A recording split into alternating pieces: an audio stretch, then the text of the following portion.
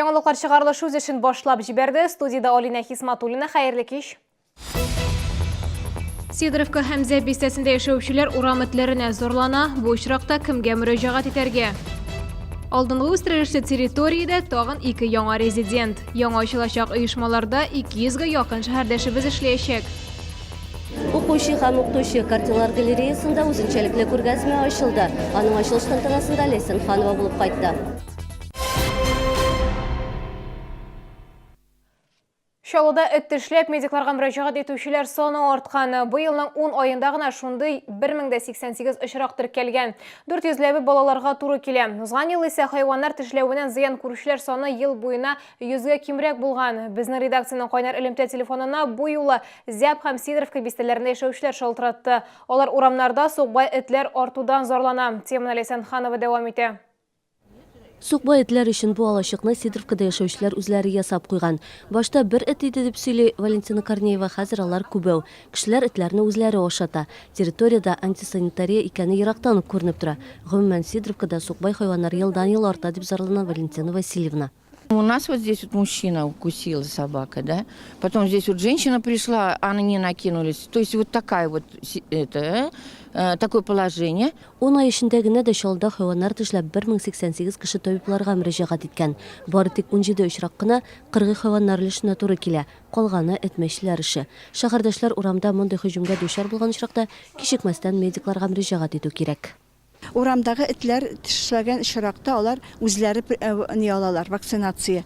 Урам этләрен, билгеле булмаган урам этләрен без карамыйбыз. Без карыйбыз только өйдә известных животных, билгеле булган хайваннарны безгә алар күрсәтергә тиешләр. Без аларны 10 көн буена тикшерергә тиешбез. Зәп бистәсендә дә сукбай этләр еш очрый. Алар кышын усалрак та, ризыкта бу авыр, салкын. Шулай да аларны урамда ашату дөрес түгел дип исәпли 18нче комплекста ТОС рәисе Мәрьям Мустафина. Зәп бистәсендә яшәүче әбиләргә теләгем шул. Этләрне, кыргый этләрне ашатмасыннар иде. Алар алайса ияләшәләр и көтәләр шуны һәрбер үткән кешедән. Комсомол районында проблема турында беләләр. Заявкаларны көн сайын кабул итәбез диде район башлыгы урынбасары Руслан Кабиров. Ноябрьдә этләрне аулау өчен Горкомунхоз оешмасына 140 заявка җибәргән булганнар. 118-е үтәлгән. Ләйсән Ханова, Сергей Вильданов, Яңалыклар. Шатлык яшьләр үзәгендә елның иң яхшы волонтерларын бүләкләделәр. Шалуда 8000гә якын волонтер исәпләнә. Алар арасында мәктәпкәчә яшьтәге балалары һәм өлкән яшьтәгеләр дә бар. Игелекле эшләр кылучылар белән хәбәрчебез аралашты. Бәйрәм кичәсенең төп геройлары волонтерлар. Алар һәр вакыт мохтаҗларга ярдәм кулы сузарга әзер, әйләнә тирә-якның чисталыгын да кайгыртырга онытмый. Диана Мусина волонтерлык эше белән университетка кергәч кызыксына башлый. Шунда Дари Добро хәйрия проектының җитәкчесе итеп билгелиләр. Иң мөһиме волонтерда ул яхшы йөрәк, ул яхшы күңел, һәрбер кеше ул волонтерлык белән шөгыльләнергә тиеш, чөнки ул кешене кеше итә, минемчә. Һәм алдагы көннәрдә, алдагы елларда бу добровольство дигән движение тагын да ныграк үссен дип өметләнеп калам. Шәһәрдә волонтерлар саны арта, яңа юнәлешләр барлыкка килә. У нас очень хорошо развито добровольство, потому что у нас все это идет со школ, даже я скажу, с садиков. У нас очень много тимурских отрядов, это около 100 тимурских объединений. У нас 13 волонтерских отрядов, которые базируются на базе вузов и СУЗов. И также у нас очень множество, огромное количество общественных организаций, которые занимаются добровольческой деятельностью. Яр Чаллы волонтерлар төркеме Россиянең бөек исемнәре проектын оештыруга ярдәм иткән өчен иң яхшы төбәк командалары исемлегенә кергән. Мәрьям Файрушина, Ленар Солтанов, Яңалыклар. КамАЗ-мастер үзенең 30 еллык юбилеен билгеләп үтте. Тантаналы чара орган залында узды. Команданы республика президенты Рөстәм Миңнеханов, Татарстанның спорт министры Владимир Леонов, КамАЗ акционерлык җәмгыяте генераль директоры Сергей Когогин котлады. Бәйрәмдә данлыклы команданың беренче елларда ук зур уңышларга ирешкән пилотлары да катнашты. 30 ел эчендә Зәңгәр Армада 15 тапкыр Дакар, 7 тапкыр Ефәк юл ралли марафонында җиңүче дип табылды. Киләчәктә дә спортчылар сынатмаска җыена. Благодаря вашим победам машины марки КамАЗ и непобедимая команда КамАЗ-мастер знает и уважает во всем мире. Уверен, вы и в дальнейшем будете радовать нас своими высокими спортивными достижениями. Желаю вам удачи, здоровья и новых побед. С праздником! Спасибо вам!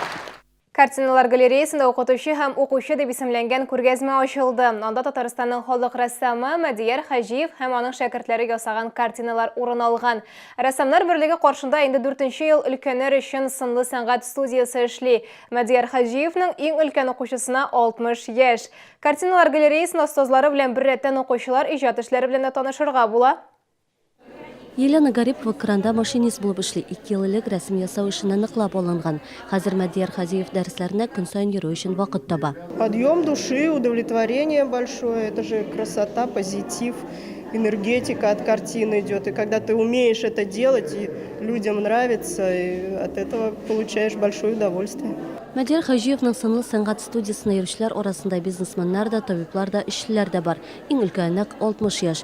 40 ел балалар белән эшләгән остаз өчен зурлар белән иҗат яңа тәргеш биргән. Монда менә алар балалар шикелле. Мин шаккаттым, шуларны укыту чорында менә 4 ел эчендә, 3 ел эчендә.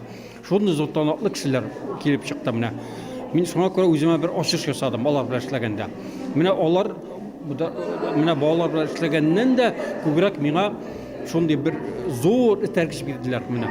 Дөньяга икенче төрле карый башладым. Кеше таланты шиксез һәм аны ачырга бер кайчан да соң түгел. Картиналар галереясында ачылган күргәзмә нәкъ шуны дәлилли. Иҗат эшләре белән ел ахырына кадәр танышырга мөмкин. Әсенханова, Ленар Султанов, яңалыклар.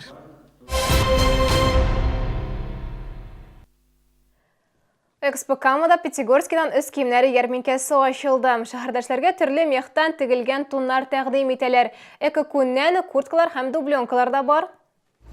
Ярминкәдә шәшке, мутон һәм кондыз мехыннан тегелгән туннар тәкъдим ителә. Ассортимент киң, төрле төсләр бар. Үлчәмнәр 40-дан алып 74-кә кадәр. Һәр хатын-кызда үзенә ошаган үз киемен таба ала. Ярмарка мне очень понравилась, большой выбор. Приобрела себе вот шубку, теперь буду в теплоте и в красоте. Еще хочу с мамой сюда вечером вернуться и ей шапочку подобрать. Ярминкәдә эко-күннән курткалар һәм кайры туннар да бар. Тәҗрибәле сатучылар баш киемендә сайларга булыша. Уважаемые челнинцы и гости города, приглашаем вас на Пятигорскую ярмарку меха.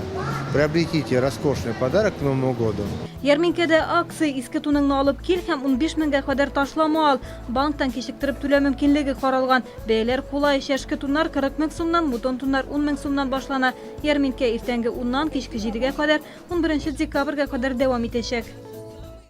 Бу сезгә җиткерәсе соңгы мәгълүматыбыз иде. Мин Алина Хисматуллина сезгә күңелле яллар теләп сау булашам. Исән-имин булыгыз.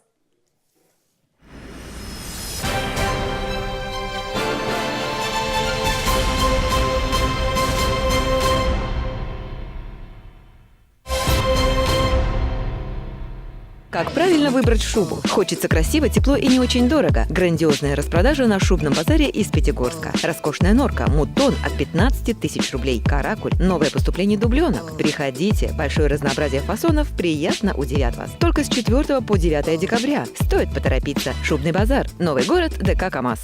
А вот и он! Сезон охоты на подарки в Эссен. Помидоры 1 килограмм 89,90. Акция действует с 4 по 10 декабря в гипермаркетах Эссен. С такими ценами дарить подарки приятнее. Это точно!